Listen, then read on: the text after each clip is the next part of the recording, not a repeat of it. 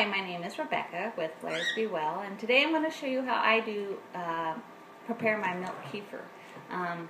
It's pretty cool, it's very nutritious, it's easy, and it's better for you than the kefir you can buy in stores. The ones that I've looked at usually are filled with sugar. I don't know about you, I don't need any more sugar. So this is how it starts. This is my kefir that's been sitting on the counter for 2 days. I keep it covered with a coffee filter and a hairband or a rubber band, whichever.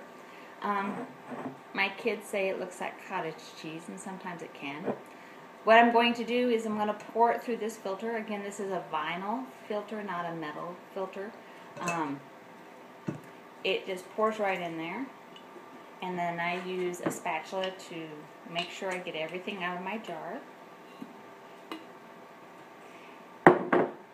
And then you just kind of push it through the filter until all the milk kefir is down at the bottom. Excuse my puppies.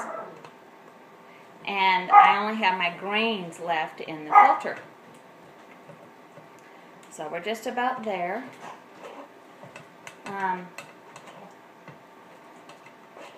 Here we go. This is what the grains look like. They're actually not grains, as in what you think of a grain. They are cultured pieces of bacteria and yeast that ferment the milk.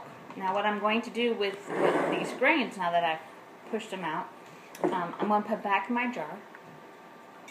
And the cool thing about these grains is they are multiplying every time I make my kefir, which is usually about every 2 weeks, or 2 days.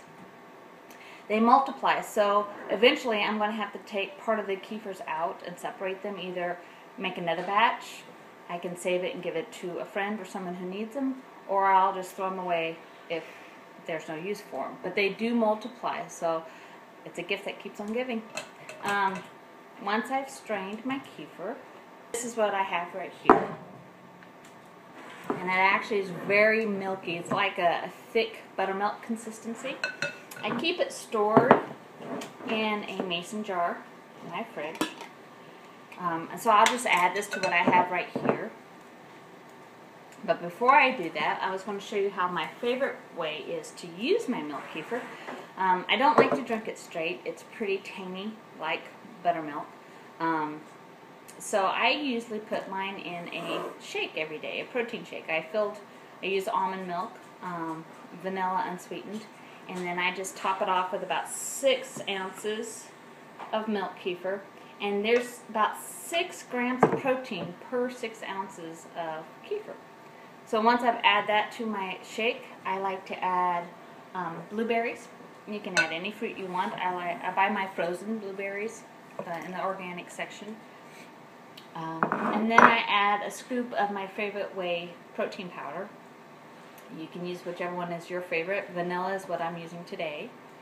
And then I will screw on my lid and make my shake that way. To keep the rest until I'm ready, I pour it into a mason jar.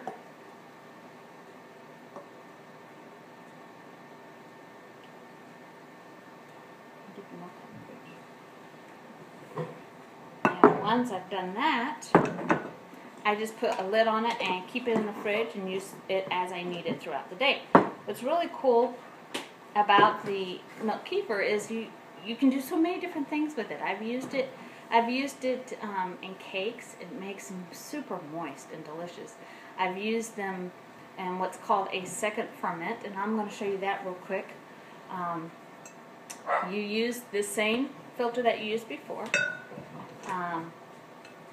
Excuse me just a minute. And then you put a paper towel in it, like this.